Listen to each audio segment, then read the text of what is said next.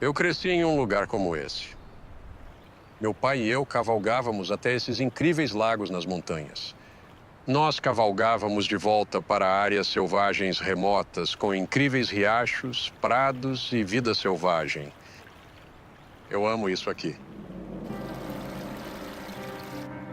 Olhe para este canyon. Isso me lembra do Grand Canyon. Você tem este riacho. Você tem estas paredes íngremes. Quanto tempo você acha que levaria para um riacho tão pequeno remover tanto material? E cortar esse canyon tão fundo? Esta rocha tem uma história assim como eu e você. Ela veio de algum lugar. Muitas dessas rochas foram datadas como tendo de 350 mil anos, até há 2 milhões de anos. Isso é bem velho. Mas pode te surpreender saber que todas as formações geológicas que vemos aqui, os cânions, as camadas, até mesmo as plantas, são mais jovens do que eu. Quando eu nasci, não havia nada aqui além de uma vasta floresta, centenas de metros abaixo de onde estamos agora. Na verdade, antes de 1980, a maioria das pessoas nunca ouviu falar do Monte St. Helens.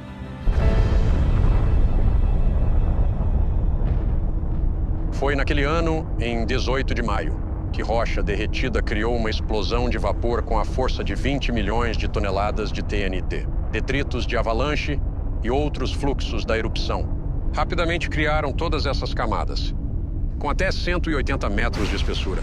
Alguns anos depois, houve mais atividade vulcânica que criou um fluxo de lama que cortou todo esse cânion. Também cortou através da rocha profunda, em apenas alguns dias. Não é incrível como um pouco de informação sobre o passado pode mudar sua visão do presente e do mundo ao seu redor? Há muitas suposições feitas por muitas pessoas sobre a história da Terra ao nosso redor. A questão é como essas suposições afetam nossa visão dessa história. Mas o mais importante, como essas suposições influenciam nossa visão da ciência e da Bíblia. Deus criou o mundo em apenas alguns dias ou em bilhões de anos? A humanidade descende dos macacos? Ou Deus nos criou instantaneamente à sua imagem? Houve um dilúvio global que destruiu a Terra? Ou isso é um mito? Em outras palavras, Gênesis é a história real?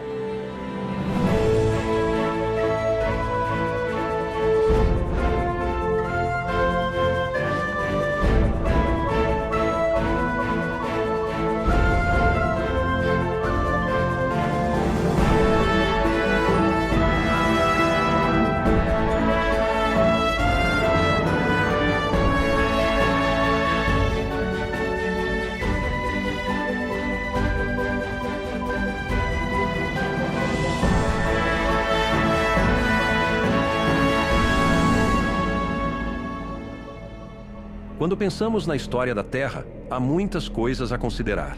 Mas uma das mais fascinantes é o relato do dilúvio. A Terra inteira foi coberta com água mesmo? Gênesis diz que as águas prevaleceram tanto na Terra que todas as altas montanhas sob o céu foram cobertas. Então, se o dilúvio foi global, não haveria muitas evidências? Ouvi falar de um cientista que passou 40 anos estudando essa questão. Quando falei com ele, disse que tinha um ótimo lugar para ver evidências do dilúvio global. Steve, tenho que admitir, estive aqui várias vezes, mas sempre que venho é de tirar o fôlego. Além de estar em casa, o Grand Canyon é meu lugar favorito na Terra. Então, Steve, me diga, o que você vê aqui? Quando olhamos para o Grand Canyon, vemos a história do solo sob nossos pés. Temos aqui uma espécie de bolo de camadas, de estratos erodidos para ver a estrutura interna da Terra. Essas mesmas camadas estão também no Colorado, também em Illinois, também na Pensilvânia. Então, quando você fala de estratos sedimentares, fala das camadas que vemos. Sim, as camadas mais baixas se formam primeiro. São grãos de sedimentos que foram misturados, separados e fluíram para cá de diferentes direções, acumulando-se um sobre o outro. Então, claro, eles se transformam em rocha. Então você está dizendo que o solo em que estamos agora, se voltássemos na história, seria líquido? Sim, então o oceano está fazendo coisas incríveis. E a água, que tem um poder incrível, está depositando as camadas que vemos no cânion. E há fósseis em todas essas camadas? Há fósseis marinhos em todas as camadas, mas a explicação padrão é que houve 17 avanços e recuos do oceano sobre o continente norte-americano. E isso se estendeu por milhões de anos. E qual é a evidência que você vê aqui que diria que isso não faz sentido? Os 1.200 metros de estratos planos no cânion são realmente planos, e olhamos entre as camadas de estratos e não vemos a passagem do tempo entre as camadas. Você quer dizer erosão? Erosão especialmente e canalização em grande escala não são visíveis. E então olhamos os estratos e eles mostram evidências de sedimentação muito rápida. Apenas minutos ou horas são necessários para formar camadas. Bem, conte-me a história dessas camadas. Como elas chegaram aqui? No ano 600º da vida de Noé, no segundo mês, no 17º dia, no mesmo dia foram rompidas todas as fontes do grande abismo e as janelas do céu se abriram. Meu entendimento é que ocorreu uma elevação do fundo do oceano. Algum tipo de magma ou terremoto impulsionou os oceanos sobre o continente. Então é por isso que encontramos esses fósseis marinhos nessas camadas. Sim, e tivemos 6 meses com as águas prevalecendo sobre a terra, mais 7 meses ou mais para a água baixar. Os 1.200 metros de estratos provavelmente representam a parte do início e do meio do dilúvio global aqui no Grand Canyon. Temos localmente outros estratos nesta região. Isso é chamado de a Grande Escadaria. Temos cerca de 3.000 metros de estratos acima do Grand Canyon. Mais alto do que aqui? Mais alto do que aqui. E isso representa as fases finais do dilúvio e o recuo das águas. Essa superfície foi nivelada pelo recuo das águas.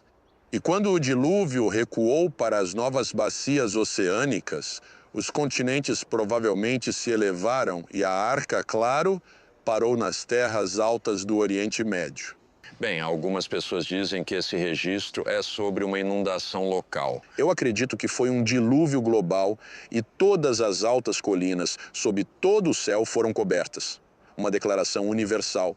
Mas não devemos medir a profundidade das águas do dilúvio pelas montanhas atuais da Terra, que foram em grande parte criadas durante e após o dilúvio. Bem, o fato de termos todas essas camadas seria desconhecido para nós se estivéssemos sobre elas em outro lugar. Mas são conhecidas por nós porque foram cortadas. Como isso aconteceu? Bem, foi a história que todos aprendemos na escola, certo? O Rio Colorado, ao longo de dezenas de milhões de anos, cortou o Grand Canyon. A maioria dos geólogos descartou essa ideia. É difícil sustentar um canyon como este por dezenas de milhões de anos. Você não pode imaginar um canyon durando tanto com erosão. É porque os lados teriam desmoronado e se quebrado? Sim.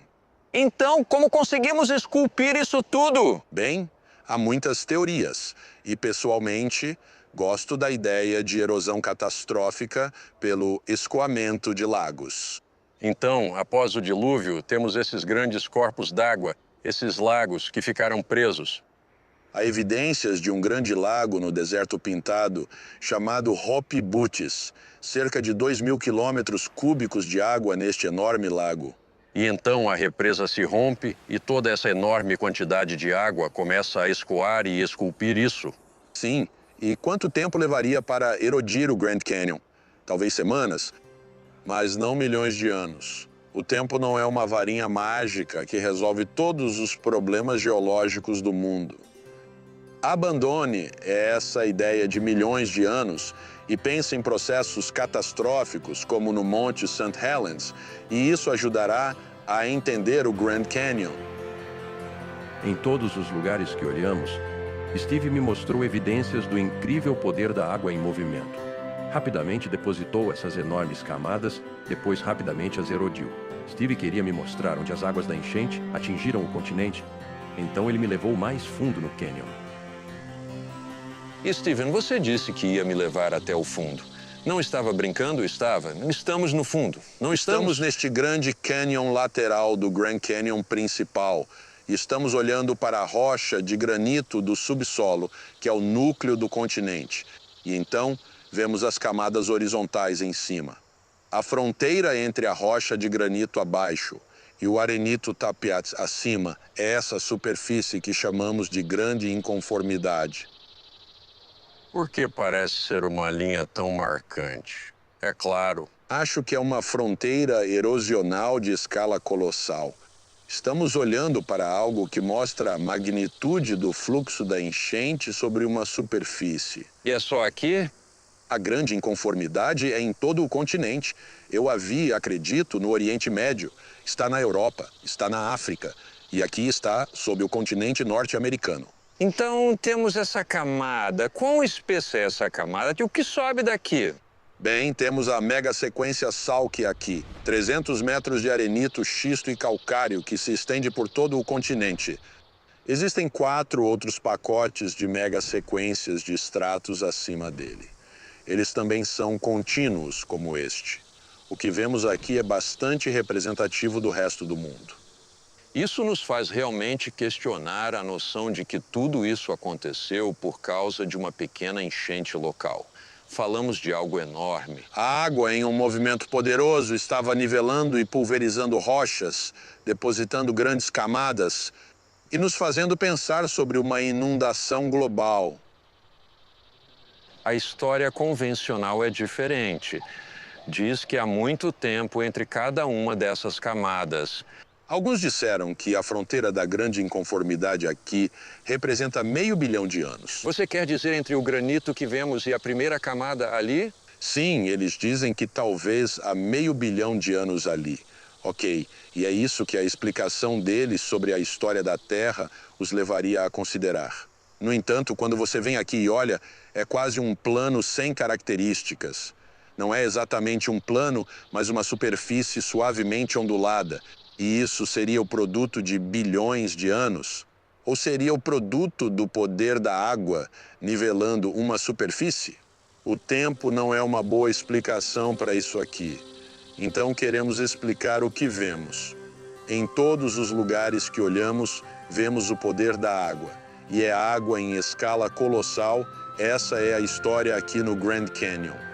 Não é pouca água e muito tempo, mas sim muita água e pouco tempo. O tempo é a questão central ao falar da história da Terra. Quanto tempo levou para formar o que vemos ao redor? Parecia claro que uma inundação global teria transformado a Terra rapidamente. Mas sei que muitos pensam que o mundo se formou lentamente ao longo de bilhões de anos. Qual era a verdadeira diferença entre essas duas visões do tempo? Eu precisava falar com alguém que pudesse me contar mais sobre ciência, história e tempo. Como minha formação é em ciência da computação, nos encontramos em um lugar onde eu havia vivido parte dessa história. Enquanto olhávamos a exposição, lembrei como os computadores ficaram menores e mais poderosos desde que eu comecei a usá-los. Paul disse que nossas suposições sobre computadores eram realmente uma série de mudanças de paradigma. Quando eu tinha 19 anos, li o clássico de Thomas Kuhn, A Estrutura das Revoluções Científicas, onde ele descreve essa noção de paradigmas. Um paradigma é uma estrutura na qual você interpreta evidências. Na verdade, a ciência não é só sobre a evidência, é sobre como você interpreta essa evidência. Então, esta sala, por exemplo, temos aqui os chamados mini-computadores. Mas, na verdade, eles não são mini em termos do nosso paradigma atual. Sim, hoje, não é? Sim, isso é mini, não é? Então, realmente, para entender essa questão das origens, você precisa começar olhando os paradigmas governantes, as duas principais visões que temos atualmente sobre a história da vida e do universo. E quais são essas? Por um lado, temos o paradigma convencional. No paradigma convencional, você tem o tempo profundo, 13,7 bilhões de anos, ao longo dos quais esse processo gradual, começando com a simplicidade primordial, termina no que vemos hoje. Toda a complexidade da vida deve ser construída de baixo para cima por processos estritamente físicos, onde não há uma mente, um criador ou um design. A segunda visão podemos chamar, digamos, de paradigma histórico do Gênesis. Tudo começa com uma mente divina, um criador, uma inteligência que planeja, supervisiona e traz à existência a realidade que conhecemos. Os eventos estão ocorrendo em uma escala temporal muito mais recente. O universo, o sistema solar, nosso planeta, a própria vida, tudo isso começa totalmente formado como um sistema funcional. Não é difícil ver que há uma diferença radical entre esses dois em termos de tempo. Quando olhamos para a história da vida neste planeta, temos um conjunto de dados, mas dependendo do paradigma adotado, esses dados serão interpretados de maneiras diferentes. Parece que um paradigma está se baseando em uma história que nos foi dada. Sim. E outro paradigma aí está construindo essa história. É assim que você vê isso? Temos uma testemunha desses eventos. E essa testemunha nos diz o que aconteceu e devemos levar isso em consideração ao avaliar os dados. Bem, Paul, a razão pela qual isso se torna sério é que não estamos falando de uma história de apenas ferver água a uma certa temperatura. Certo. Estamos falando de uma história que trata da origem do universo. Trata da origem da vida, da origem da humanidade, da origem do pecado e, porque há mal no mundo, a origem das formações geológicas que temos ao nosso redor. A origem da linguagem. Quero dizer, esta é uma história que não é menor. Sim. Isso lida com elementos importantes da humanidade e onde estamos. Sim. Você está falando sobre a origem de tudo. E acho que se ampliarmos isso e dissermos qual é a diferença entre esses paradigmas, não é uma questão de ciência versus religião, porque ambos são científicos no sentido de olhar para um corpo comum de dados. No nível mais profundo, a diferença é entre duas visões concorrentes da história. Qual é a verdadeira história do nosso cosmos? Essa parece ser a questão real. Qual é a nossa história verdadeira? O que realmente aconteceu? O conflito não é entre duas visões da ciência, mas entre duas visões concorrentes da história. Como Gênesis foi escrito em hebraico, eu quis falar com um especialista o que havia no texto original.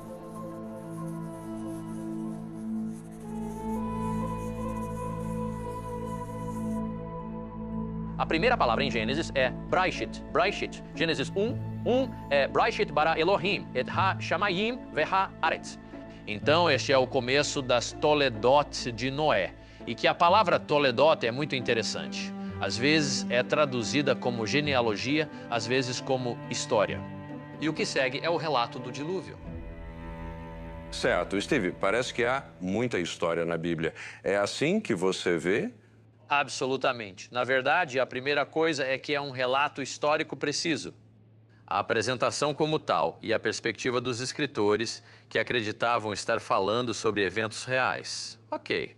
É muito claro que, devido à maneira como insistiram que a próxima geração aprendesse sua história.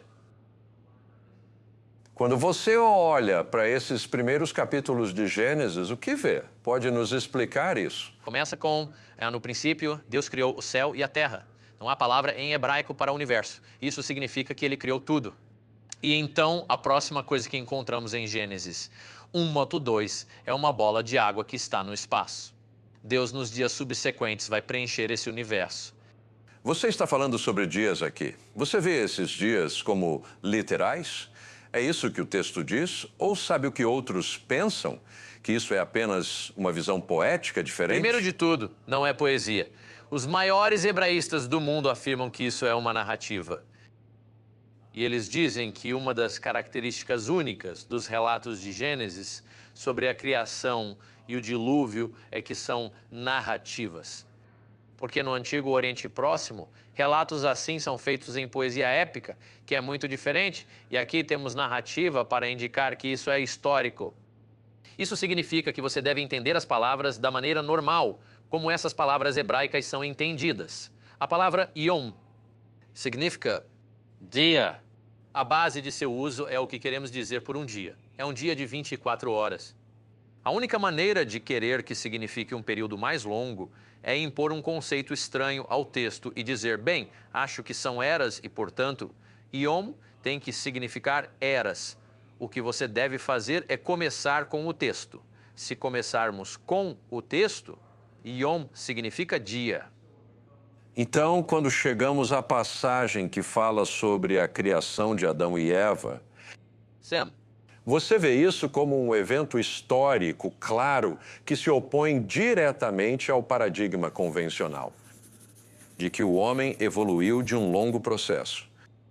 o texto bíblico não é compatível com o padrão, o paradigma convencional. A Bíblia ensina que o Senhor Deus formou o homem, soprou nele o fôlego da vida, criou-o à sua imagem. E então, claro, a mulher já é criada. Temos o casamento, temos a queda. Então, na genealogia de Noé, temos todo o relato do dilúvio. E o dilúvio é global. Bem, não sei quantas vezes, acho que 35 vezes ou mais, a palavra kol, que significa tudo, ocorre na narrativa do dilúvio. Se isso é um julgamento sobre a humanidade, então tem que ser global. Continuamos através desses primeiros 11 capítulos de Gênesis. Chegamos ao capítulo 10, que é chamado de A Tabela das Nações, que são os filhos de Noé. Menciona nesse capítulo que as pessoas estão em suas diferentes nações e línguas. Então Moisés volta em Gênesis 11, de 1 a 9, e explica como as línguas se desenvolvem. E assim chegamos à história de Terá. E a Toledote de Terá não será sobre Terá, mas sim sobre seu famoso filho, o patriarca Abraão. Parece tão evidente que não há desconexão entre tudo isso e tudo o que vemos no início. É apenas uma longa e contínua narrativa histórica, não é mesmo? De fato, as genealogias formam a estrutura não apenas para Gênesis, mas as narrativas estão embutidas nas genealogias. As genealogias são retomadas, é chamado de Toledot, no livro de Ruth, para estabelecer que Davi é descendente de Judá, conforme a profecia de Jacó. E então passamos ao Novo Testamento. Como é estabelecida a linhagem de Jesus? Com duas genealogias, uma voltando pela linha de Maria até o primeiro homem, Adão. Steve, à luz de tudo isso que vimos, quão importante é a narrativa histórica que encontramos em Gênesis, incluindo todas as gerações descritas ali? Quão importante é isso para o cristianismo? Mostra que o cristianismo tem uma base histórica. É o que as escrituras dizem e elas representam dados históricos reais. Então, o cristianismo não é um salto no escuro, mas sim compreender que ele possui uma base histórica extremamente forte e bem fundamentada e que nosso Salvador é também o nosso Criador. Essas genealogias são de suma importância. Se Jesus é descendente de Adão, e Adão foi criado no 6º dia da criação, então a Terra não pode ser tão antiga. Então, de onde vêm os milhões de anos? Conheci um geólogo em um local onde ele disse que poderíamos entender isso de forma mais clara.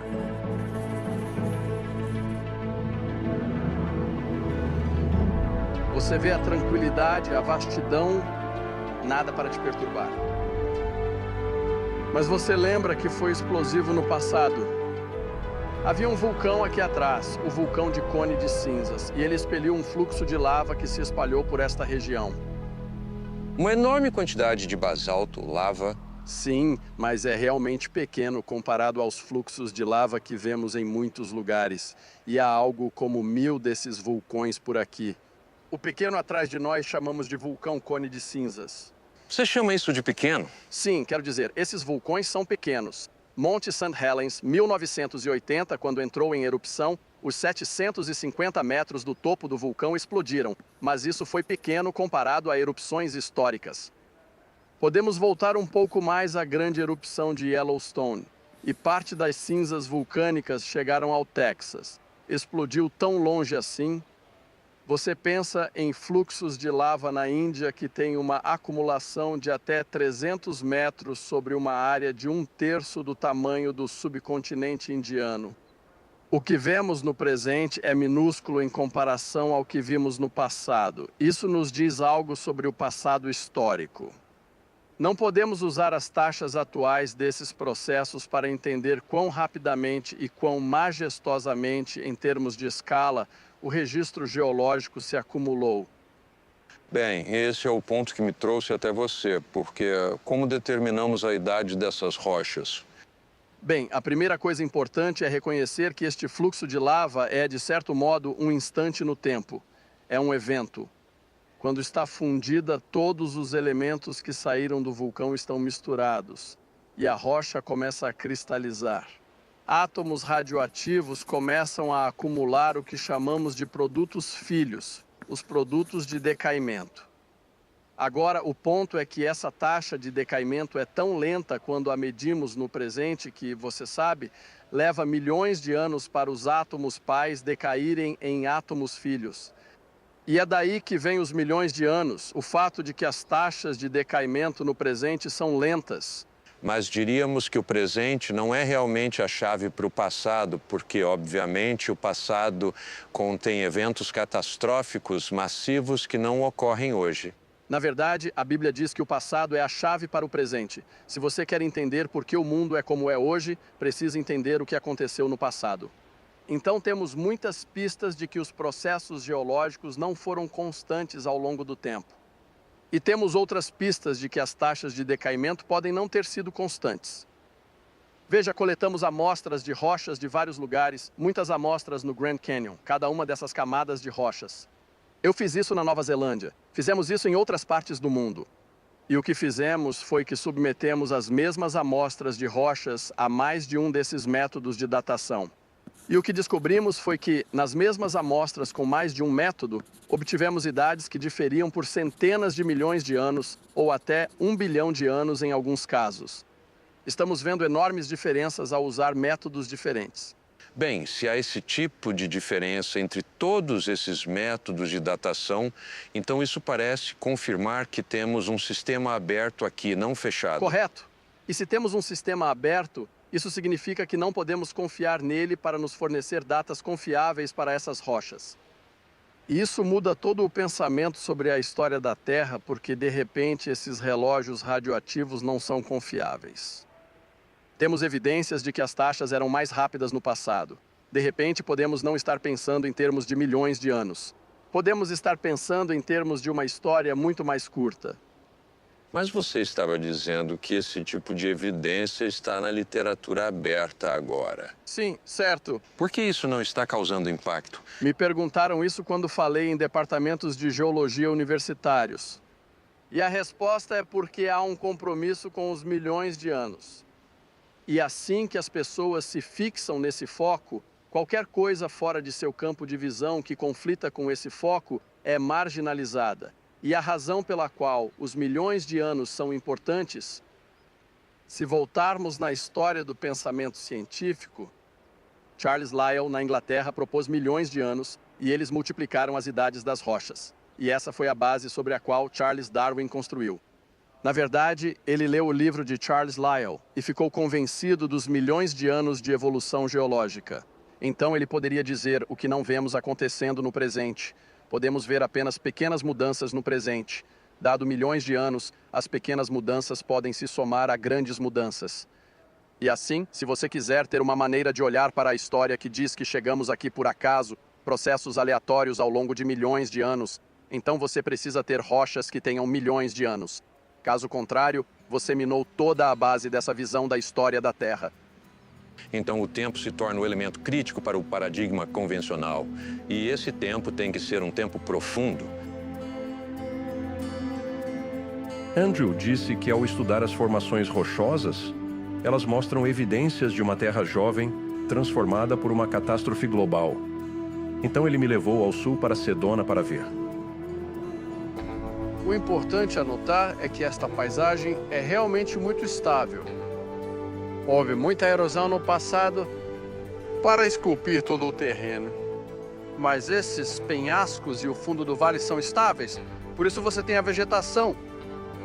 Hoje tudo está muito mais calmo, os processos de hoje são lentos, mas não explicam como tivemos essa erosão, essas camadas, esses penhascos. Tudo bem, então você quis vir aqui porque vê evidências de uma Terra jovem por causa do que está aqui. O que você vê? Sim. Bem, a primeira coisa que notamos é a extensão dessas camadas. É como uma pilha de panquecas. É, por exemplo, a unidade vermelha que atravessa nosso campo de visão, essa é a formação Schnebly Hill. E acima disso você vê a primeira unidade branca, que é o arenito coconino. E acima disso você tem o Toroip e no horizonte o calcário Kaibab, que é a borda do Grand Canyon. E sabe, aqui estamos a 100 quilômetros do Grand Canyon e essas camadas ainda estão aqui. Sim, é quase difícil imaginar o volume de material que isso representa. Sim, pegue o arenito coconino. Podemos rastreá-lo daqui, atravessando o Novo México, Colorado, até Kansas e Oklahoma, ou até mesmo no Texas. Falamos de 500 mil quilômetros quadrados para esta rocha consistente por quilômetros. Essa não é a escala que vemos hoje com sedimentação localizada. E para deixá-la plana assim sobre uma área tão grande, é como fazer a sua panqueca toda de uma vez rapidamente. E assim essas camadas mostram evidências de sedimentação rápida, a extensão dessas camadas. Bem, Andrew, você falou daquela formação vermelha, mas isso não me é familiar. Ah, essa é a formação Schnebly Hill, não está no Grand Canyon. No Grand Canyon, passamos do coconino para a formação Hermit. Há aquela borda afiada e não há sinais de erosão ali. O que significa que a formação Hermit foi rapidamente depositada. E então o coconino foi logo depositado sobre ela. Mas aqui estamos a 100 quilômetros do Grand Canyon e temos essa formação Schnebly Hill, entre o coconino e o Hermit. E essa formação Schnebly Hill, com 250 a 300 metros de espessura sobre uma área de 2.500 quilômetros quadrados, teve que ser formada muito rapidamente. Se isso levou milhões de anos, deveríamos ver evidências de milhões de anos de erosão no Grand Canyon, naquela mesma fronteira. Não vemos.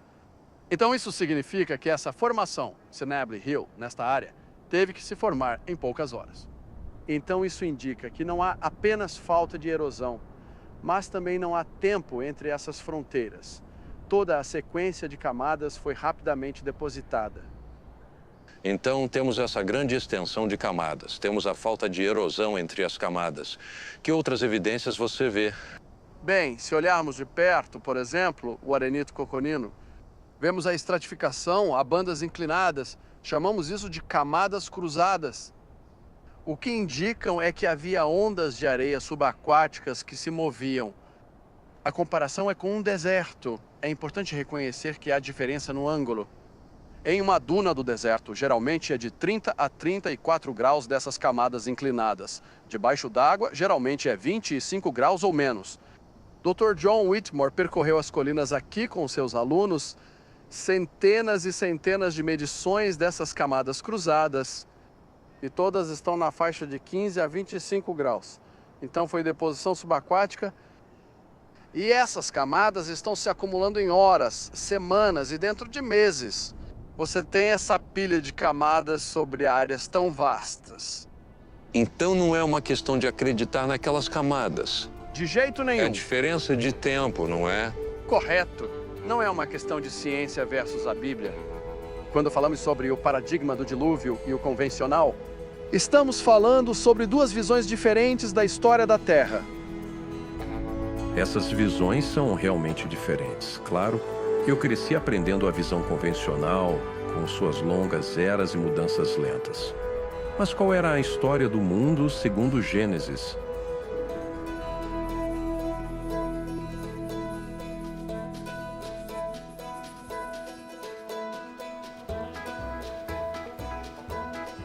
Kurt Wise me levou de um lugar fascinante para outro, mostrando evidências de florestas fósseis, explicando a formação rápida de carvão e falando sobre o design complexo dos sistemas biológicos.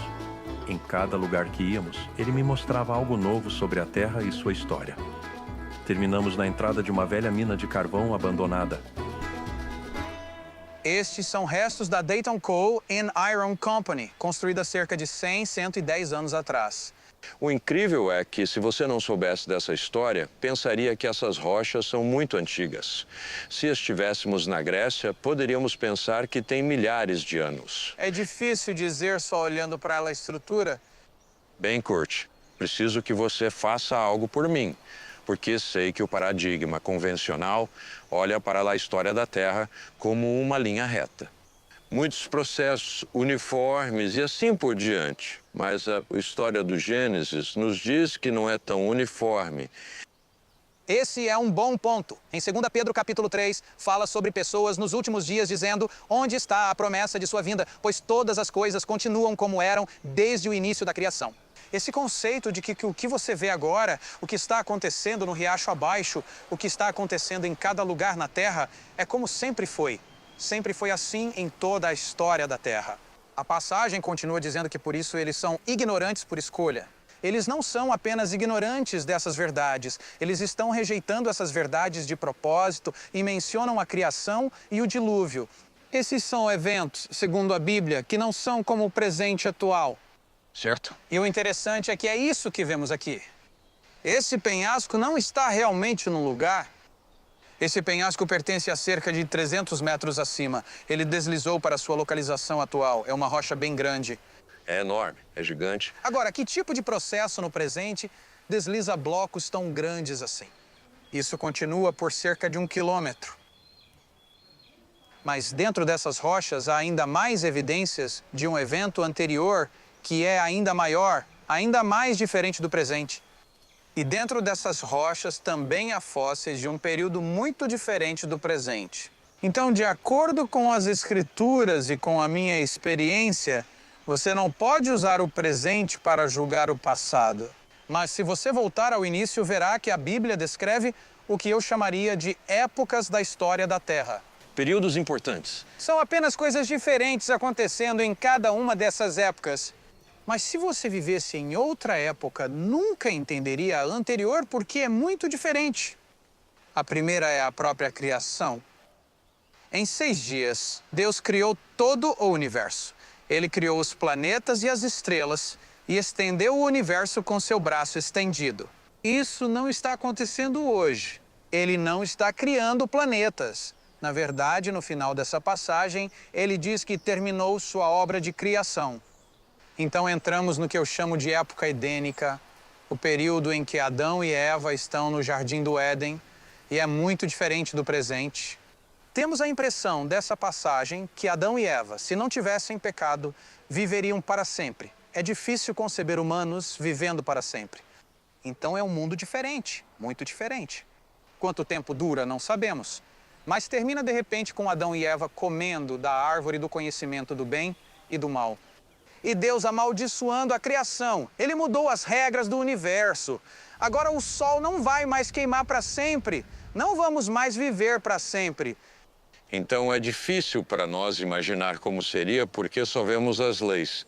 E não teríamos chegado a essa conclusão sem a palavra de Deus.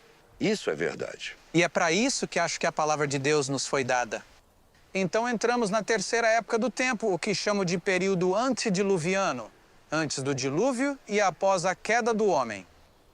É um mundo diferente do presente, tem as mesmas leis naturais, mas é um conjunto diferente de criaturas, conjunto diferente de plantas. É uma terra um pouco mais quente, os continentes estão em posições diferentes do que estão agora, parece significativamente diferente. Bem, é o que vemos em Pedro, onde fala sobre aquele mundo sendo destruído. Então, o dilúvio não foi apenas encharcar tudo, foi uma mudança radical, não foi? Se estivermos certos sobre o que entendemos até agora, temos continentes se movendo, colidindo, criando montanhas. Montanhas estão subindo a muitos milhares de metros. A água está lavando continentes inteiros.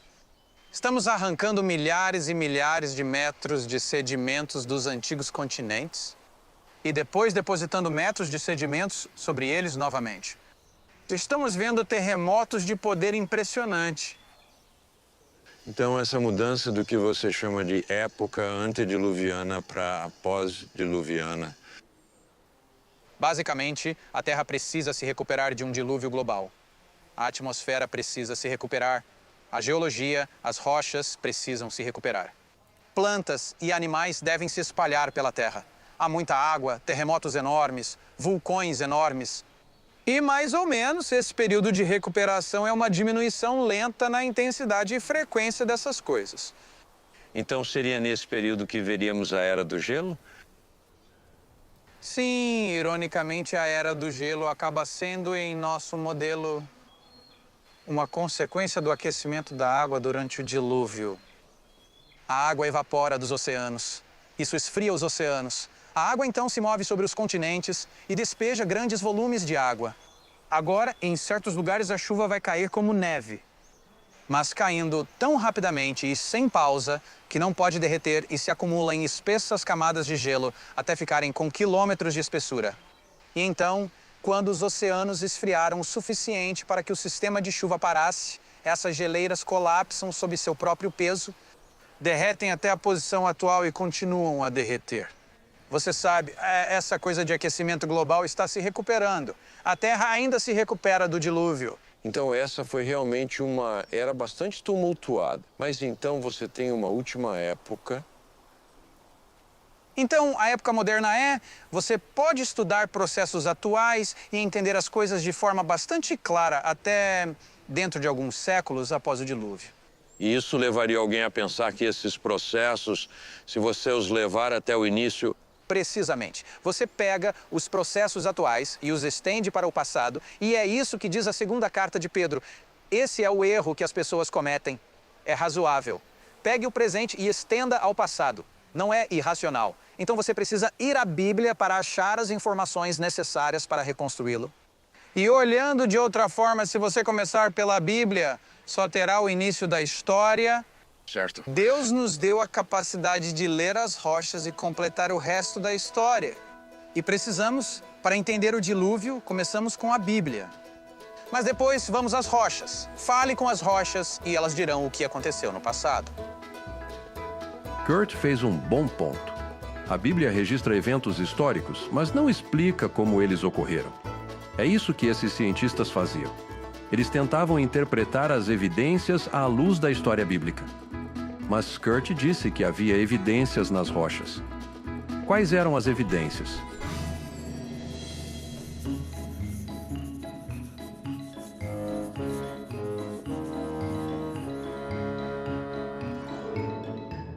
Adoro ir a museus de história natural.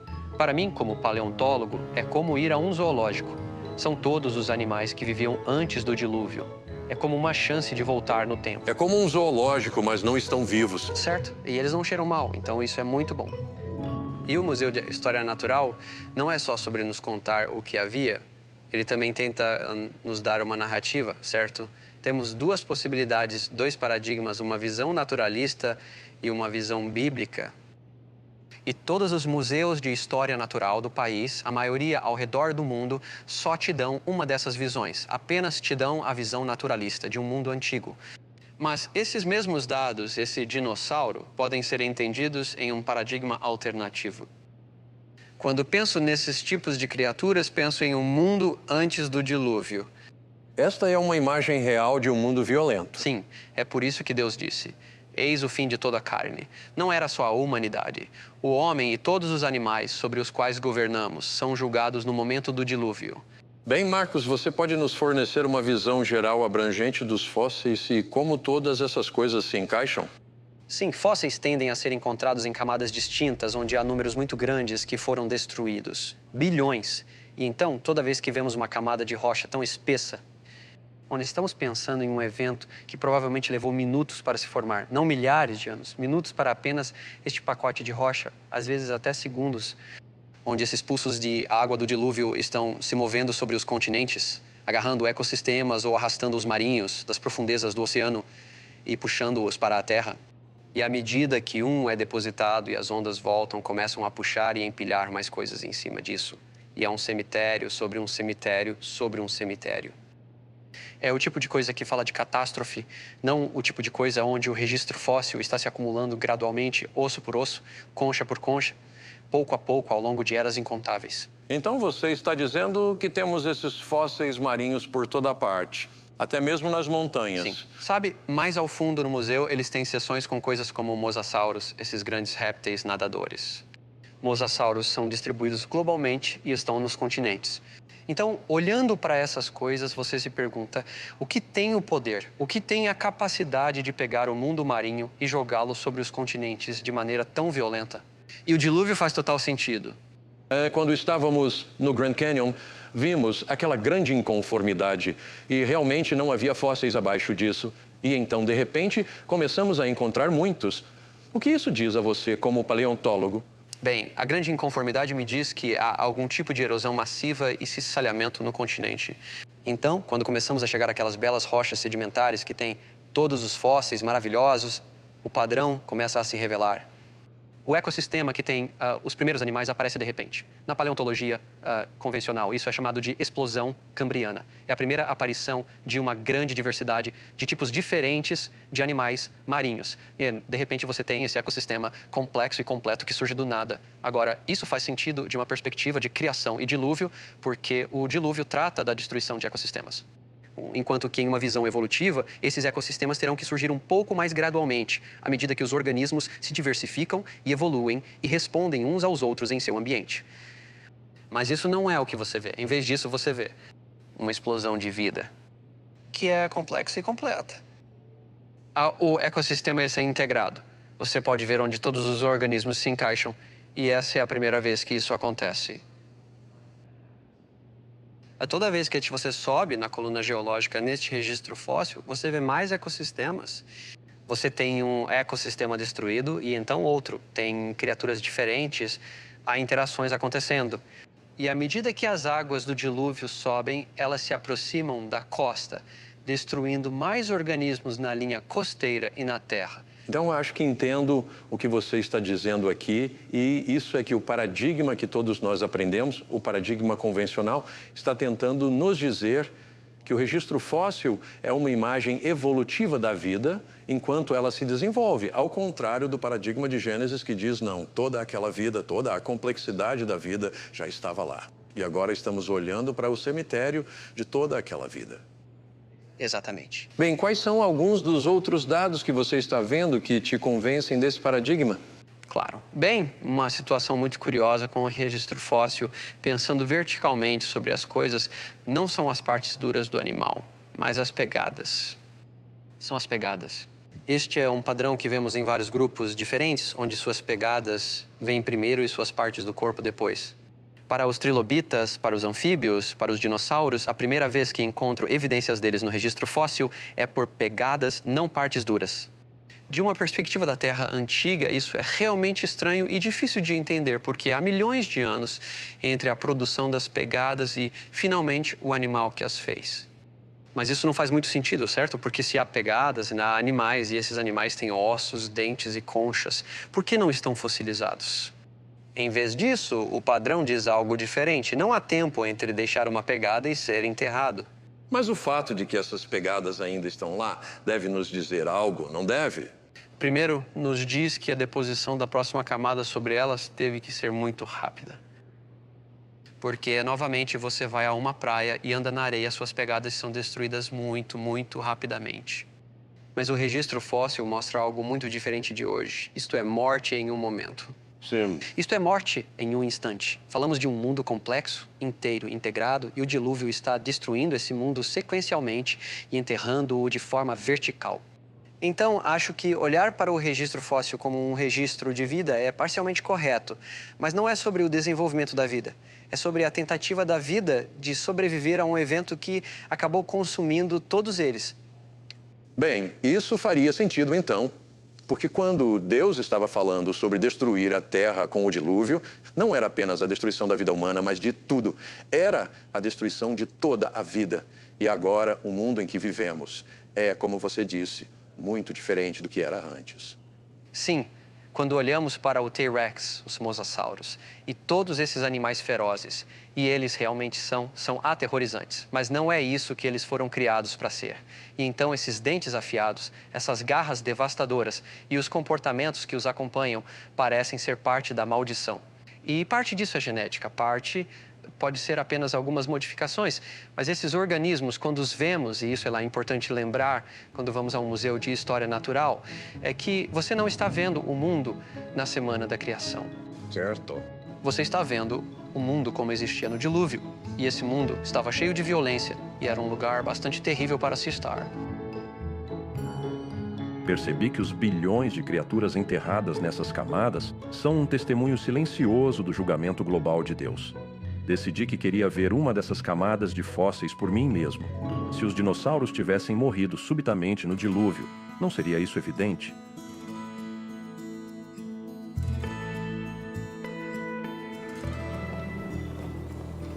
O que estamos lidando aqui é a formação Lance. Este é um depósito sedimentar do Cretáceo Superior. O que temos aqui é uma cama de ossos. É uma acumulação de ossos com cerca de 1 metro de espessura, um pouco menos de 1 metro. Neste metro encontramos ossos como uma camada graduada com ossos pequenos no topo e maiores na parte inferior. E você pode ver aqui, parece que Kirlene está trabalhando em outra vértebra aqui. Esta é uma vértebra cervical de um dinossauro bico de pato. É onde passa a medula espinhal, bem ali. Quando olho para esses ossos na pedreira, muitas vezes penso neles como estando dentro do animal vivo. Sim. Imagine como é ver esses ossos pela primeira vez na vida. Então isso está cheio de ossos. Não precisamos procurar onde estão os ossos, só precisamos sentar e começar a cavar. O que é diferente sobre os locais que você está escavando aqui em oposição ao que diríamos ser uma escavação geral de dinossauros? Bem, há dinossauros encontrados em todo o mundo, mas este local em particular é único, pois é provavelmente uma das maiores coleções de ossos do mundo. E há restos de eu diria, entre 5 e 10 mil animais, cada um medindo entre 6 a 12 metros de comprimento neste depósito. Estes são grandes animais e há muitos deles. Vamos dar um passo atrás por um segundo, certo? Então tínhamos um dinossauro bico de pato vagando pela terra e de repente morre. Viraria um fóssil. A fossilização requer circunstâncias muito especiais.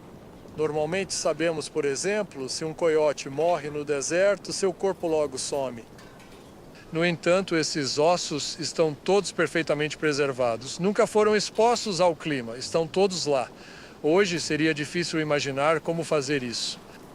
Até certo ponto, diríamos que encontrar um fóssil é raro, mesmo que tenhamos muitos fósseis, em termos de coisas que morrem, é raro se tornarem fossilizados. É raro, requer circunstâncias especiais, não menos importante é o enterro rápido.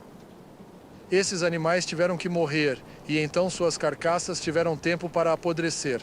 Então estamos falando de dias, semanas ou meses, durante os quais ossos e tecidos foram comidos ou apodreceram. E então os ossos restantes foram depositados instantaneamente neste ambiente porque estão em um leito graduado com ossos grandes embaixo e pequenos em cima. Você pode ver isso aqui. Os ossos grandes estão todos embaixo. E quando começam a cavar aqui, encontram ossos menores. Então, essa condição requer um processo de classificação que só pode ocorrer durante um depósito catastrófico. Então, quando olhamos para os fósseis de dinossauros, em vez de pensar em dinossauros antigos, médios e recentes, você está olhando do ponto de vista de que todos esses dinossauros existiam. Todos estavam vivos. E então houve uma grande catástrofe que os levou ao fim. Os dinossauros já são dinossauros quando aparecem. Parecem exatamente como pensamos que um dinossauro se parecia. E isso é um enigma para quem acredita na evolução dos dinossauros. Mas ouvimos muito sobre formas de transição. Qual é a verdadeira história? Os cientistas conseguiram apresentar algumas formas que acham que são de transição. E algumas delas são muito interessantes, algumas até desafiadoras.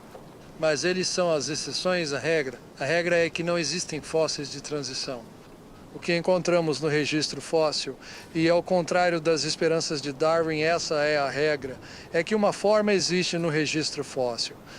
Basicamente, permanece inalterada e desaparece do registro fóssil sem ter mudado. Isso deve significar algo além da evolução, porque nunca vemos mudanças de uma forma para outra nas próprias rochas. Então, está vindo de algum outro lugar, é um paradigma que está sendo imposto aos dados, em vez dos dados fornecerem o paradigma. Então, Acho muito fácil ser criacionista com base no meu entendimento da complexidade das formas de vida. E quando olhamos para o registro fóssil, vemos que a complexidade está presente desde o início, e isso levanta a questão: de onde veio toda essa complexidade? É uma coisa ter fé. Eu tenho fé que Deus foi o Criador, mas isso é comprovado pelo que vejo ao meu redor. Dizer que tenho fé que a evolução produziu isso quando nem consigo ver como isso poderia ter acontecido, isso é fé cega. Isso é um salto no escuro. Isso é um salto no escuro. Parecia que em todo lugar que eu olhava, havia um corpo crescente de evidências que se encaixavam no registro histórico de Gênesis. Não era apenas uma coisa. Eram muitas coisas apontando na mesma direção. Quando eu estava com Art, ele me contou sobre descobertas recentes de material em ossos de dinossauros. Então, viajei para um laboratório no Arizona para falar com um cientista que faz um pouco dessa pesquisa ele mesmo. Este é um fragmento de um chifre de tricerátopo. Quando o tiramos do chão, ele se fragmentou e então, claro, tivemos que continuar a fragmentá-lo para fazer essa análise. Em 2012, a Sociedade de Pesquisa da Criação patrocinou Mark Armitage e eu para irmos à formação Hell Creek, em Montana, um lugar famoso para se encontrar ossos de dinossauros. E nós desenterramos um chifre de sobrancelha de tricerátopo de quase 4 pés. Agora está em pedaços desmoronados, então não podemos juntá-lo e mostrar um chifre. Mas ainda assim você deve reconhecer que em pedaços como este nós encontramos tecido com células. Isso é incrível. E potencialmente proteínas como colágeno. É difícil entender como esse material ainda está em um fóssil de dinossauro que supostamente tem 65, 75, 80 milhões de anos.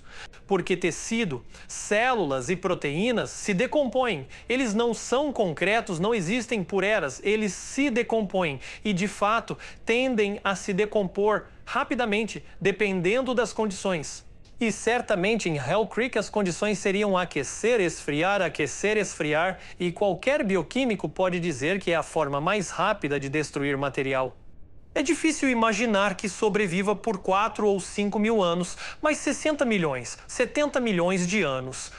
Veja, isso se torna muito difícil de fazer qualquer base bioquímica para como poderia ter sobrevivido. Ok, uma vez que você encontra uma amostra como esta, o que faz em seguida? Então, o que fazemos é mergulhar o material fóssil em uma solução chamada EDTA. E o que você terá depois de dissolver o fóssil é que o tecido permanecerá porque o EDTA não dissolve o tecido. Então, eu vou levar isso para o que chamamos de microscópio de dissecação. Isso é essencialmente chifre de tricerátopo dissolvido e ampliado. E então você pode ver como é apenas pequenos pedaços de rocha. Bem, Kevin, o que você encontrou quando estava olhando a amostra e encontrou algum tecido? Ok, aqui está o que encontramos. Isso é realmente tecido de tricerátopo. É elástico, é maleável. Não é uma impressão das partes moles do dinossauro. Isso é realmente macio, é mole, é elástico, é tecido. Isso é de explodir a mente, né? Absolutamente. E se você olhar para eles com uma ampliação maior? O que vemos então, usando microscopia eletrônica de varredura, você vê o detalhe extremo das células. Veja naquela imagem e nesta imagem, e especialmente olhe para esta. Não esperaríamos ver detalhes tão enormes e elaborados. Essas estruturas são incrivelmente pequenas. Você sabe que esta é a nossa barra de 20 microns aqui. Veja como essas estruturas são pequenas, ainda intactas. Seria fácil quebrá-las. Então, no máximo, você esperaria que tudo isso tivesse se quebrado e desaparecido. Então isso deve ter abalado a comunidade científica. Qual foi a resposta a tudo isso? A resposta inicial, quando a doutora Schweitzer publicou seu trabalho, que se popularizou muito em 2005, gerou muita resposta. E então, inicialmente, algumas reações foram de rejeição. Houve a contaminação. Isso não é realmente dinossauro. É bactéria, porque bactérias podem parecer meio estranhas às vezes. Então você teve muitas propostas do que poderia ser. E para seu crédito, a doutora Schweitzer fez mais trabalho. Eles começaram a encontrar proteína. Você abre algumas dessas células. Você olha para a matriz, aqui essas células estão ligadas e há proteína. Ok, então uma vez que isso é entendido, então o que acontece? Isso está agitando as coisas, eu acho. Isso se torna parte da controvérsia porque você agora enfrenta como explicar a sobrevivência disso. A sobrevivência intacta disso. Não apenas por tanto tempo, mas em condições muito adversas. E então a controvérsia tem sido como explicar isso.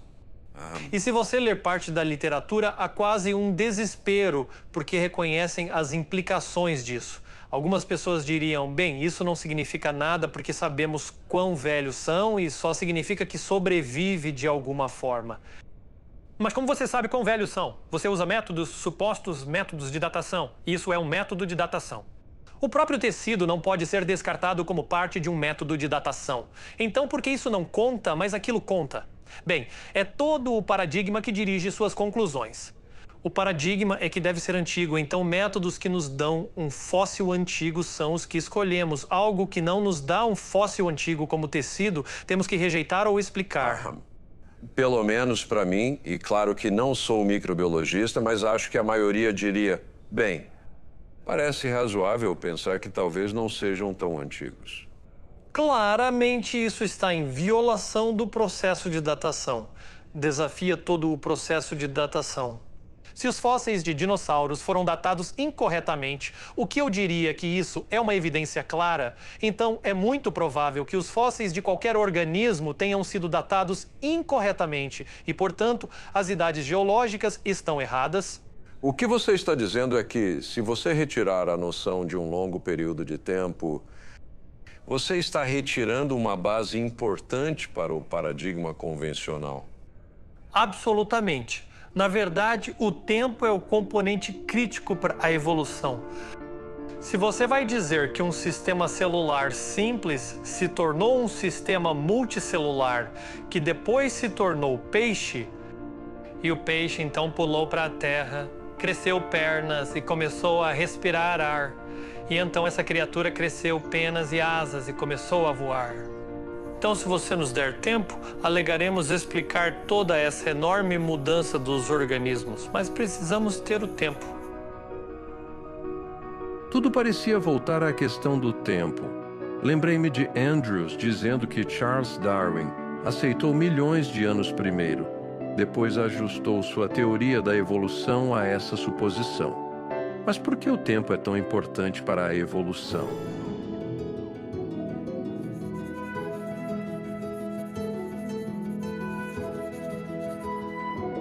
Rob Carter é biólogo marinho, então me levou para mergulhar e ver um mundo que a maioria não vê. A especialidade dele era corais, e ele sabia muito sobre as incríveis criaturas que habitam os recifes de St. Thomas. Cara, temos tubarões aqui. Quero dizer, veja como se movem. É quase como deslizar sem esforço. Eu queria nadar assim. Engenheiros querem fazer barcos assim. Submarinos que se movam como tubarões. Não conseguimos fazer isso. Então, da sua perspectiva como biólogo marinho, e sei que você estudou muito a área de genética. Sim. Quando falam de evolução, o que é? Como você define evolução? A palavra significa mudança no tempo, mas eu acredito em mudança no tempo. Mas não sou evolucionista. Como resolver isso? Realmente, evolução é uma crença. Que mudança suficiente no tempo, ao longo de tempo suficiente, pode levar à ancestralidade comum de todas as espécies na Terra. Com certeza. Então essa é a parte que eu rejeito. Claro, as espécies mudam. Veja esses tubarões. Temos várias espécies de tubarões. Quando Deus criou, Ele deu àqueles organismos a habilidade de mudar, se adaptar e responder de maneira dinâmica ao ambiente ao seu redor. Mas eles ainda são tubarões. E quando olhamos para os fósseis, eles ainda são tubarões. Você sabe, as pessoas ouviram a frase elo perdido. E geralmente pensam entre humanos e macacos. Não, há elos perdidos entre quase todos os grupos principais de animais e quase todos os outros grupos principais de animais e plantas, até mesmo bactérias, em todo o registro fóssil, o que indica fortemente que estas são realmente criações diferentes. Então não temos um tipo se tornando outro tipo? Não. A teoria evolutiva requer que pequenas mudanças aleatórias expliquem tudo o que vemos. Mas não pode. E por que não pode? Porque a vida é tão complexa que pequenas mudanças não conseguem. Assim como você não pode pegar um sistema operacional de computador e dizer: ah, sim, isso foi construído um dígito de cada vez ao longo do tempo. Não, foi preciso uma pessoa inteligente para sentar e montá-lo. Bem, posso garantir a você, como alguém que estava nesse mundo, que se alguém na área de computação dissesse: se apenas mudarmos algumas coisas neste sistema, ele vai melhorar. Quero dizer, ninguém concordaria. Não, não vamos fazer o tubarão evoluir para um pássaro. Que o número de mudanças e os tipos de mudanças não são algo que você pode fazer uma mudança de cada vez. Este é um ouriço do mar. Parece espinhoso. Sim, é pontudo. Cuidado. Eu vou me machucar se não, tocar. não. Ele é pontudo, mas... Estão se movendo. Sim, eles estão se movendo. E entre os espinhos há pés tubulares, principalmente na parte inferior. Veja o movimento. Então ele anda com espinhos, mas ele tem pés tubulares aqui e usa para se agarrar. Mas veja, olhando bem, há 1, 2, 3, 4, 5, 6, 7. Na verdade, há 10 partes radiais neste animal. Na verdade, a estrela do mar é prima. Sério? Não pode ser sério. Absolutamente. A estrela do mar aqui também é um equinodermo, mas observe que ele tem simetria de 5 partes em vez de 10. Esta estrela do mar tem. Na parte inferior, veja. Vemos os espinhos, vemos os pés tubulares. A boca dele está ali no centro. Sim, aí alguma semelhança aqui. Semelhança muito diferente. Muito diferente. Quer ver algo que parece muito diferente? Que é primo da estrela do mar e do ouriço do mar. Tudo bem, parece quase uma pedra. Sim, sim. Tenho que ter cuidado, ele está espirrando. Este é um pepino do mar. Ele tem espinhos. Ele tem... pés tubulares. Você nunca saberia até estudar muito que isso é um equinodermo. Ele não está feliz fora da água, então vou colocá-lo de volta. Sim, todos são relacionados, embora pareçam muito diferentes. Relacionados em sua criação, não em um sentido evolutivo. Mas nosso Criador pegou este filo de vida, os equinodermos, e criou isso e isso e isso em um padrão semelhante. E é isso que vemos em todo o reino da vida, semelhanças e diferenças. Então, o que os torna diferentes? Bem, geneticamente, compartilham a maioria dos genes. Mas existem genes de desenvolvimento. Eles são chamados genes Hox, que formam esses padrões no animal enquanto ele cresce. Eles se desenvolvem de uma célula. Então, em um deles, eles criam uma simetria de 5 partes. Em outro, eles criam uma simetria de 10 partes. Em outro, fazem este animal longo e magro. Eles controlam o desenvolvimento do embrião de maneiras realmente incríveis. Então, o que você está dizendo, quando olhamos isso de uma perspectiva molecular ou genética, o que estamos descobrindo é realmente um design fascinante em tudo isso. Absolutamente. Mas o que ouvimos no paradigma convencional, a história convencional nos diz que são essas mudanças aleatórias que trouxeram tudo isso. Claro, nos anos 1800, quando não sabiam o que acontecia dentro da célula, não sabiam quão complexa era a genética, você poderia imaginar várias coisas. Mas agora que sabemos o que realmente acontece nos bastidores, a história fica muito mais complicada. Veja, eu gosto de dizer que o genoma é 4-dimensional. Bem, temos uma sequência unidimensional chamada DNA. E se você quiser desenhá-la, teria que escrever todas as letras do DNA, todos os 3 bilhões delas. E então você tem que desenhar linhas ou setas de uma parte para outra, porque essa parte desliga essa parte interfere com essa parte melhora essa enorme rede bidimensional de interação. É por isso que temos um genoma bidimensional. Quero dizer, deixe-me interrompê-lo por um segundo, porque é realmente incrível pensar nisso. Porque eu penso em termos de um programa de computador que é estático. Quero dizer, as instruções estão lá, mas você está falando de um programa que se reprograma, né? Está modificando suas próprias instruções. Espere até eu chegar à 4ª dimensão. Ok. Porque há uma 3ª dimensão primeiro. A informação nessa primeira dimensão, essa sequência linear, precisa ser organizada de tal forma que quando se dobra na 3ª dimensão, ainda funciona. Isso é incrível. Genes que são usados juntos estão próximos no espaço tridimensional. Você está dizendo que uma vez que isso se dobra, é como se tivéssemos um novo conjunto de instruções? Sim, um novo nível de informação. Inacreditável. Que quem programou o primeiro nível precisava entender o que iria acontecer e fazer funcionar no terceiro nível. Mas você disse que há outra dimensão. Ah, sim. A quarta dimensão é tempo. E como isso funciona? O genoma muda de forma com o tempo. Talvez você coma algo ruim para você e seu fígado diz: eu posso eliminar essa toxina. Então, os cromossomos no fígado mudarão de forma. Expor esse novo gene de proteína, fazer cópias dele, fazer nova proteína que elimina a toxina e, quando não precisar mais, mudarão de forma e dobrarão de volta. Programação dinâmica. Todos os 3 níveis mudam no 4º nível, o tempo. Rob, isso está muito além de qualquer coisa que conhecemos, mesmo em nossos sistemas de software mais complexos, que é quase inimaginável pensar que alguém olharia para isso e diria que tudo aconteceu por acaso. Sim, e isso só traz glória a Deus. Traz. Você não pode construir algo assim, uma coisa de cada vez. Você precisa que funcione. Em toda essa complexidade interligada de 4 dimensões, não é algo que você possa fazer uma letra de cada vez com seleção natural. Tudo tem que estar lá? Sim. Da mesma forma, quando falamos sobre o ambiente no Recife de Coral. Se você não tiver todas essas peças interligadas, você não tem essa ecologia. O sistema vai desmoronar se você remover alguns fatores importantes que estão lá. Eles precisam estar juntos ou não acontece. Então, não só temos essa interdependência, esse mutualismo, por assim dizer, no nível genético, agora tornamos isso mais complexo ao dizer que há o mesmo mutualismo no nível superior também. Sim, na verdade, o mundo inteiro tem um mutualismo. É impossível pensar que tudo isso poderia ter acontecido apenas por uma série de processos lentos ao longo de bilhões de anos. É exatamente o que estou dizendo. É claro que o mundo em que vivemos é muito interdependente. Do menor sistema biológico ao maior ecossistema existente, existem relações mútuas complexas em todo lugar. Percebo que a criação em 6 dias faz mais sentido de uma perspectiva de engenharia. Você precisa de tudo funcionando junto para que tudo funcione corretamente. E é exatamente assim que Gênesis diz que Deus criou. Rob também disse que Deus criou os animais com a capacidade de mudar e se adaptar aos seus ambientes.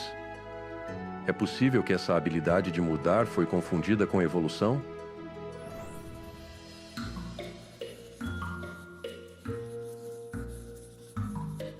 Enquanto Todd Wood e eu caminhávamos pelo zoológico, vimos beleza e design incríveis por toda parte. Notei a grande diversidade entre alguns animais, bem como a notável semelhança de outros. Como biólogo, o que você vê quando vê todas essas criaturas? Sim, quando olho para isso, olho especificamente para esses leões. Vejo gatos e todos os outros gatos aqui no zoológico. Todos eles têm essa essência felina que é muito evidente. É realmente aparente quando eles começam a brincar, certo? Você os vê brincando com uma bola ou algo assim e eles parecem um gato. Cientistas colocariam isso em uma família chamada Felidae. E eu entenderia os felídeos como representantes de um tipo criado. Então a continuidade, a semelhança ali é tão significativa que eu diria sim. Esses caras todos descendem de um único par de criaturas que estava na arca e que eventualmente gerou todos os diferentes tipos de gatos que temos hoje. Então, em vez de apenas um acidente aleatório, parece que todas essas diferentes espécies vêm de um design muito elaborado. Ah, e não é apenas um design como Deus, você sabe, criou o leão. Deus criou algo que poderia fazer um leão. Então é mais como uma ferramenta multiuso ou um canivete suíço, onde você tem peças que pode usar quando precisar, mas é tudo uma coisa só. Dê-me alguns outros exemplos de tipos criados. Sim, então você tem os ursos pardos e o urso polar. Todos são membros do tipo urso. Você tem patos, cisnes e gansos. A coisa sobre o tipo canino é realmente interessante. Então você pega apenas essa criatura parecida com um lobo e podemos criar em apenas alguns 100 anos muitas raças diferentes. Bem, Todd, isso é fascinante pensar sobre o que Deus estava fazendo quando ele trouxe 2 de cada tipo. O que você acha que estava acontecendo ali? Ah, sim. Ele não precisa trazer cada pequena variedade para a arca. Então, quando você faz os cálculos e não sabemos exatamente quantos tipos criados estavam na arca, mas talvez alguns milhares e são pequenos. A maioria dos animais é pequena, então você tem espaço de sobra e toda essa diversidade que temos hoje está embutida nesses 2 de cada tipo. Todd, estamos olhando para zebras, todas únicas, e ainda assim essas criaturas têm tanta complexidade e diversidade. Como a história padrão, o paradigma convencional explica isso? Bem, eles usariam a teoria da evolução, certo? Então, milhões de anos, variações aleatórias, todas as coisas que estão vivas agora, aquele cacto, aquela zebra, a grama aqui, tudo está ligado. Todos nós voltamos a um ancestral comum de bilhões de anos atrás. E através do processo de mutação, variação genética e seleção natural, é daí que vem o que temos hoje. Então, seleção natural, o que é isso? Tem o potencial criativo necessário para tudo isso? Seleção natural é basicamente sobre eliminar coisas que não são adequadas para o ambiente. Se você é um tentilhão nas Galápagos e tem um bico muito pequeno e o único alimento disponível são sementes grandes e duras, você vai morrer. E é exatamente isso que observamos. Podemos ver ao longo das gerações como o tamanho do bico e os tentilhões mudam nas Galápagos, mas ainda são tentilhões, ainda são pássaros. A ideia de que a seleção natural gera toda a diversidade que vemos não foi demonstrada. O que encontramos com mais frequência na seleção natural é que ela faz muitos ajustes finos. Bem, aqui temos esses óriches, belas criaturas com cores muito pálidas. O alcance selvagem do óryx está no extremo sul do deserto do Saara. E então você pode ver, sim, a coloração deles faz sentido. Se você tiver um muito escuro, será fácil para os predadores encontrarem. E assim, acabam sendo essas cores claras e bonitas. E esse é um exemplo de onde a seleção pegaria uma variação e a transformaria em uma adaptação. E isso nos leva de volta à ideia de que um design realmente requintado no início... Eu acho que sim. Absolutamente. Proporcionou a essas criaturas a capacidade de sobreviver e mudar para seu benefício. Absolutamente. Então, a capacidade de mudar sua cor assim, para se ajustar a um ambiente, precisa estar no sistema antes de começar. Agora, não me entenda mal, a seleção natural e a variação aleatória podem fazer coisas incríveis. É bastante impressionante, mas não vemos um tipo mudando para outro. Tudo aí o que vemos são variações dentro de um tipo criado. Então, há uma árvore felídea, que tem todos os gatos. Há a árvore canídea, que tem todos os cães. Há a árvore ursídea, que tem todos os ursos. Há a árvore equídea, com todos os cavalos. Cada tipo criado individual, então, tem sua própria árvore, resultando em algo como um pomar ou uma floresta. Como cientista, parece que você está dizendo que o paradigma de Gênesis responde melhor a esses dados. Em última análise, acho que sim, porque abrange tanto a semelhança quanto a diferença. Agora, como já dissemos, há muitas perguntas que ainda estão por aí esperando respostas, mas estou confiante. Dado o que nosso paradigma pode explicar, estou muito certo de que essas respostas serão encontradas. Depois que saímos das zebras, fomos para os gorilas. Todd queria falar sobre a questão da evolução humana. Todd, vemos isso o tempo todo, de uma nova descoberta, novos crânios, novos esqueletos que supostamente solidificam todo esse elo. Sam. O que você vê aí? Claro. Bem, tenho alguns aqui na minha bolsa.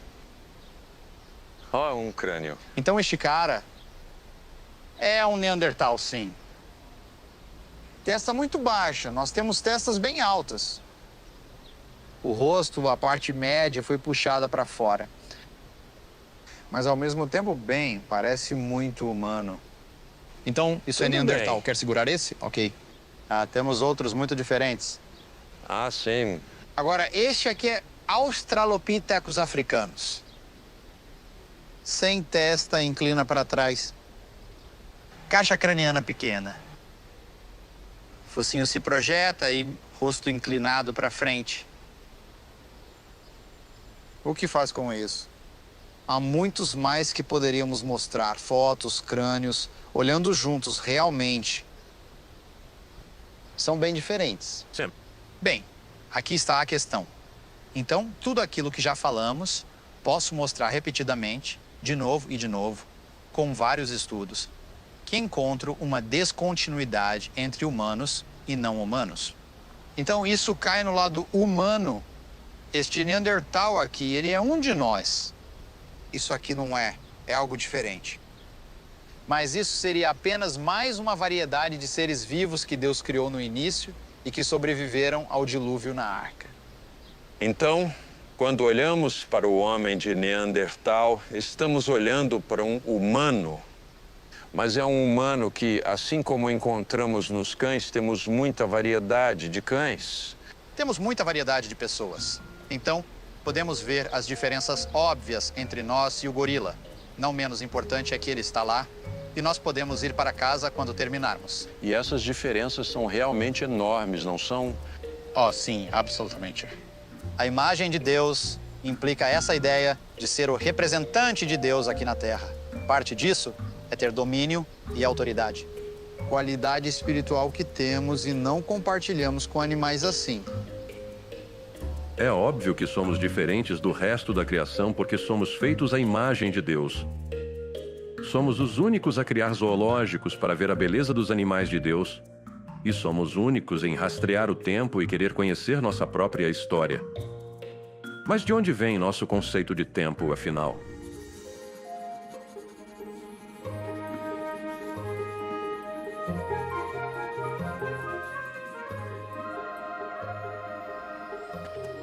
Era uma noite muito linda.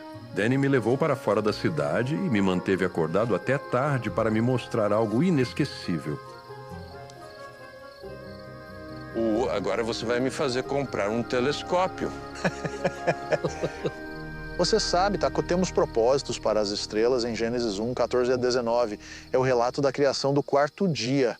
Menciona estrelas e corpos celestes para marcar o tempo, governar a noite, ser para sinais, estações e festivais. As pessoas têm usado as estrelas para marcar a passagem do tempo. Os padrões se repetem todas as noites. Eles se repetem todos os anos. Eles voltam na sua estação. Há muita regularidade aqui. E quanto ao design do Sol e da Lua? Bem, há algumas coisas que posso falar. Em raras ocasiões, a Lua passa entre nós e o Sol. Não acontece com frequência, e quando isso ocorre, a Lua mal cobre o Sol. Se a Lua fosse um pouco menor ou mais distante, não faria isso. Se fosse maior ou mais próxima, seria exagerado. E então esses eclipses são espetaculares e raros, e este é o único planeta em que isso importa. E é o único planeta onde isso acontece. E você tem que pensar que é assim que o mundo é, sem razão aparente e sem motivo claro, ou o mundo é assim por um propósito. Para mim, isso fala de criação. Ok, bem acima de nós temos o grande quadrado de Pégasus. É este grande retângulo. Agora, saindo de Pégasus, há um ponto nebuloso ali. Você vê isso? Sim. Essa é a galáxia de Andrômeda. Esse é o objeto mais distante que você pode ver a olho nu. Achamos que está a pouco mais de 2 milhões de anos-luz de distância e contém bilhões de estrelas. Ok, Danny. Isso me leva a uma grande pergunta, uma questão na mente de muitas pessoas. Se temos estrelas que estão tão longe, milhões de anos-luz de distância, e se a Terra é jovem, como acreditamos, então como a luz das estrelas pode estar aqui? Sim, chamamos isso de problema do tempo de viagem da luz. E vou tentar explicar de outra maneira. Acreditamos que a criação tem apenas milhares de anos, digamos 6.000 anos, 7.000 anos, algo assim. E acabei de apontar algo que acreditamos estar a 2 milhões de anos-luz de nós. Acho que essas distâncias estão corretas. E nós, criacionistas, precisamos responder a essa pergunta e oferecemos várias soluções diferentes para isso. Vou discutir com você minha solução sobre isso. Várias coisas me chamam a atenção no relato da criação. Uma, há muitos processos acontecendo rápidos, mas ainda assim processos. Se você olhar o relato do dia 3, ele fala sobre plantas surgindo do solo. Diz que a Terra produz essas plantas, e a Terra produziu.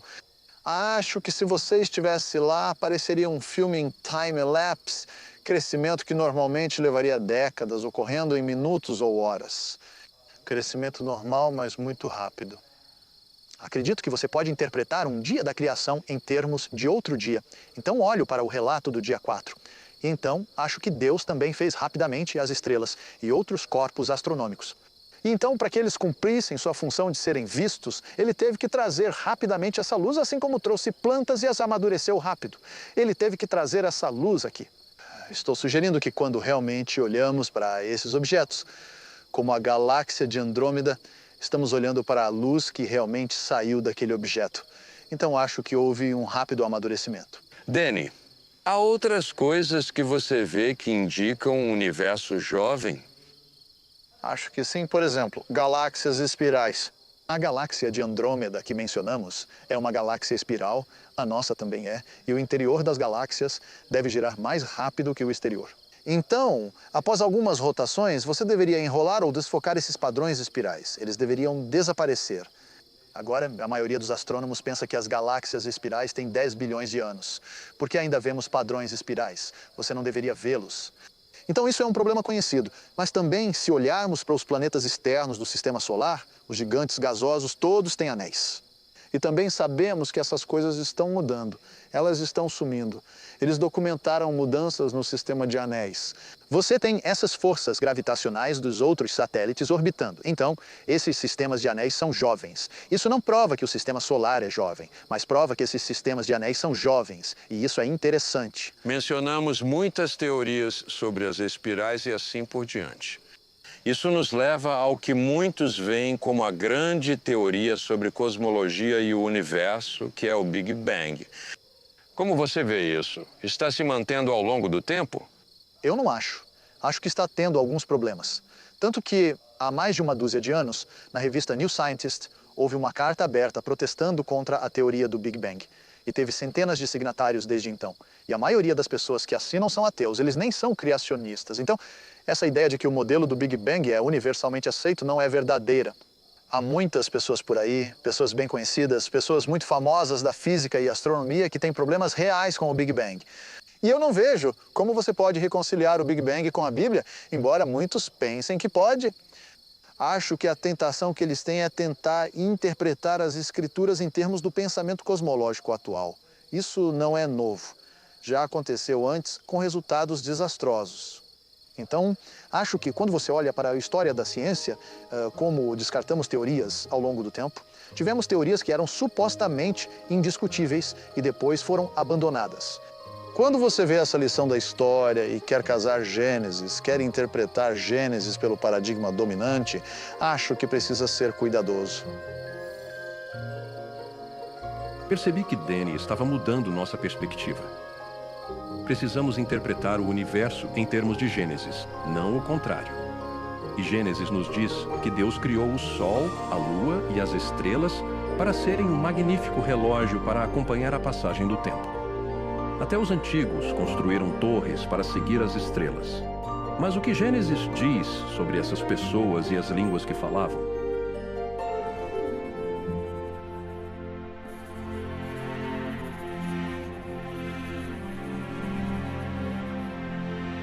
Doug me levou a um dos melhores museus arqueológicos do mundo para me mostrar alguns dos artefatos únicos que se relacionam com Gênesis. Os eventos da Bíblia se desenrolam no Antigo Oriente Próximo, então todas essas terras são extremamente importantes para entender como e o que aconteceu no texto bíblico. Então isso retoma esses eventos que temos visto em Gênesis, desde a criação e o dilúvio, e agora estamos na dispersão da humanidade a partir de Noé e sua família. Exatamente, e a dispersão teria ocorrido em algum lugar nesta cadeia de montanhas ao noroeste da Mesopotâmia. E o que vemos no texto bíblico, na narrativa, é que várias pessoas migraram para o sul da Mesopotâmia, a terra de Sinar, e se moveram em direção ao processo de urbanização, vida urbana. E essa é a famosa Torre de Babel. Exatamente. Sabemos onde isso está?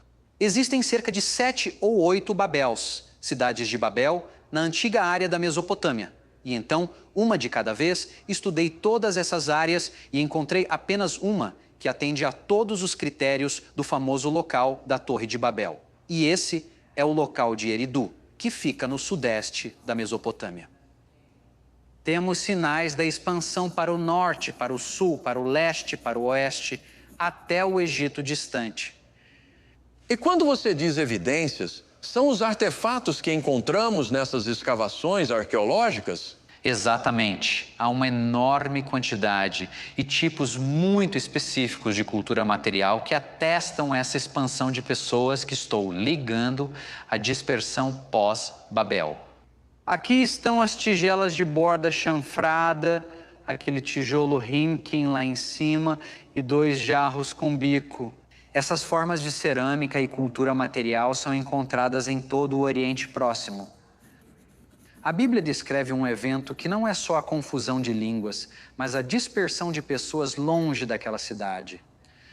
E porque vemos a linguagem, ou a expressão escrita da linguagem, surgir do nada, e então línguas diferentes sendo representadas pela escrita cuneiforme ou hieroglífica ou outros meios. Então você não tem um plano universal seguido por todas as línguas. Você vê diversidade nas formas de gramática de língua para língua, mesmo nas línguas antigas. Parece, então, que o evento registrado em Gênesis sobre a Torre de Babel é um evento muito crucial para a arqueologia. É sim.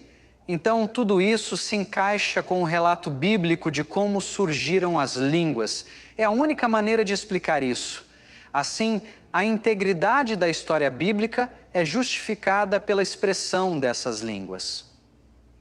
Agora, a maioria de nós pensa em uma torre, como as que vemos nas grandes cidades, com grandes paredes retas. É isso que eles estavam construindo? Essencialmente, é uma variação de uma pirâmide, com 4 lados e várias escadarias até o topo. Em Eridu, temos um templo que existiu em 18 fases diferentes, e em cada fase ele cresceu em tamanho e complexidade. E aquele templo final, aquela fase final do templo, foi abandonado logo na época da expansão tardia de Uruk. Diagonal ao templo havia uma plataforma realmente enorme. Você acha que isso poderia ser a base da Torre de Babel? Com certeza. E eu sugeriria que essa expansão tardia de Uruk, onde essa tecnologia começou, foi algo que se espalhou com as pessoas. Nós encontramos formas desses zigurates em várias partes do mundo. Nós os achamos na China, nós os achamos na Índia, nós os achamos em várias partes das Américas, em todo lugar. Claramente temos evidências aqui de civilização e pessoas começando a se reunir em comunidades até cidades. Temos outras provas disso? Com certeza podemos avançar para o tempo de Abraão, porque sabemos que Abraão viveu no local de Ur, que também estava no sul da Mesopotâmia, no final do 3º milênio antes de Cristo. Isso nos leva ao fim do capítulo 11 de Gênesis. Exatamente. Na verdade, você vê algumas cerâmicas, algumas tábuas cuneiformes, todas datando do período da 3ª dinastia de Ur. É incrível. Enquanto estamos aqui pensando sobre isso, pensando em Abraão e que isso representa a cultura e a civilização em que ele viveu. É uma grande ligação com aquele registro em Gênesis para nós. É fascinante e dá uma sensação de envolver os eventos que ocorrem no texto bíblico. Quando olho para a história, percebo que cada uma dessas culturas foi impactada pelos eventos registrados em Gênesis. Mas qual é a importância de Gênesis para nós hoje?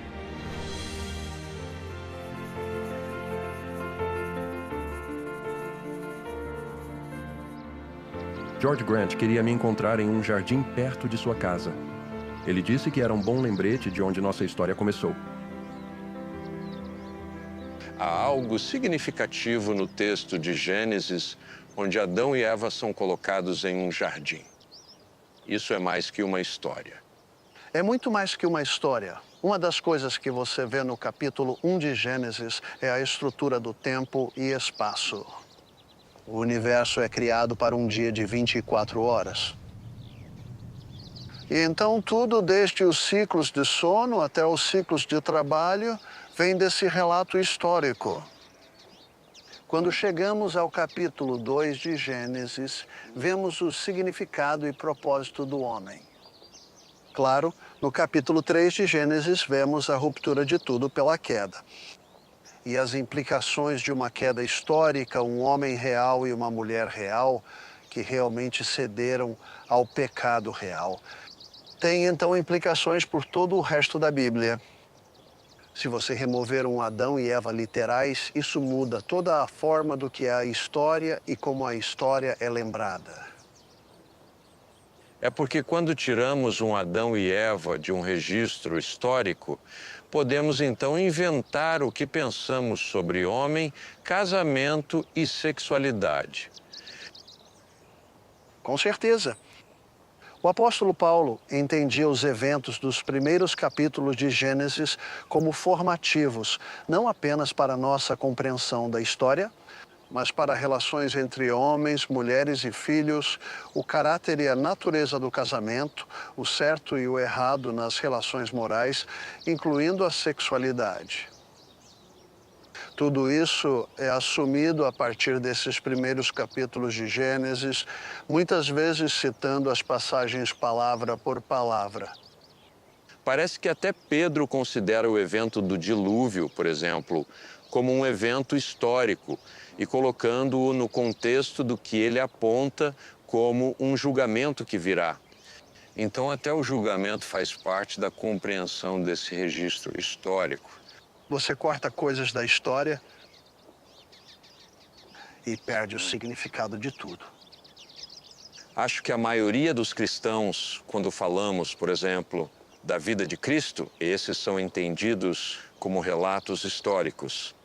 Por que é que, quando olhamos para o relato em Gênesis, temos a tendência de não querer fazer isso? Temos a tendência de não fazer isso porque somos constantemente exortados a não ver dessa forma. Pela cultura ao nosso redor? A cultura ao nosso redor, dos teólogos modernos que tentam ajustar as verdades das Escrituras com as chamadas descobertas da ciência, que se você conhece a história da ciência, sabe que é um caminho não muito confiável. Então, somos bombardeados com a mensagem de que temos que ajustar nossa visão. Mas acho que há muitos cristãos que têm a sensação de que a historicidade de Gênesis não é tão importante para o cristianismo deles. Acho que fomos enganados nesse ponto. Precisamos ter muito cuidado aqui. Quando você coloca esses capítulos em uma categoria diferente e não histórica, o que faz com o resto da Bíblia? A Bíblia que assume que é verdade. A Bíblia que a trata como historicamente verdadeira. A Bíblia que se refere aos personagens. Será que isso nega toda a Bíblia? Bem, sim. E essa era a estratégia dos críticos superiores nos séculos XVIII e XIX.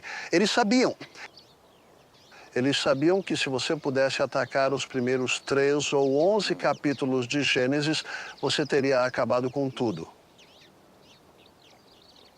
Bem, George, isso nos traz de volta a noção de que a história registrada em Gênesis ou qualquer história verdadeira é crucial para entendermos o que ocorre ao nosso redor. Sim, e de fato nos lembra de como a história é importante para ancorar todas as outras disciplinas humanas. É a história que ajuda a informar a ciência, para que a ciência possa começar sua jornada de descobertas no mundo. Então, o que a história faz é nos dizer o que ocorreu. Então, o que a ciência tenta fazer é perguntar, bem, como isso aconteceu? E então começa a explorar o como, as mecânicas, as estruturas presentes nesses eventos. Se você tentar inverter isso, se tentar fazer a ciência dizer o que de fato ocorreu, então você acaba tendo uma visão de mundo que está sempre mudando, onde nada é certo. E o relativismo moral é o resultado necessário. E Deus nos deu essa base sólida, Ele nos deu essa fundação nesse registro histórico. Ele nos deu isso nesse registro histórico que volta até o capítulo 1 de Gênesis e ao jardim. No fim, acho que sempre voltamos para casa. E para mim, casa é o Colorado. Sempre penso mais claramente quando estou diante da beleza da criação de Deus. Visitamos muitos lugares e vimos muitas coisas, mas considerando tudo junto, é evidente que nada no mundo faz sentido exceto a luz de Gênesis. Adoro estar nas montanhas, especialmente em montanhas assim. Elas nos ajudam a ter perspectiva. Nos ajudam a perceber que somos pequenos e finitos e frágeis, elas nos humilham. E precisamos ser humildes, porque tendemos a basear nossas ideias em nosso pequeno conjunto de experiências. Por isso, a sabedoria dos tempos nos diz repetidamente para conhecer a história. Tudo o que fizemos até agora analisou as evidências que nos mostram que a palavra de Deus, a história registrada para nós em Gênesis, é verdadeira. Deus criou o mundo em 6 dias. Houve um Adão real, uma Eva real, houve uma queda real. Houve um dilúvio real que destruiu o mundo e produziu tudo isso. É glorioso, mas representa o julgamento de Deus. Tudo apoia o que Deus nos disse. Gênesis é história. História verdadeira.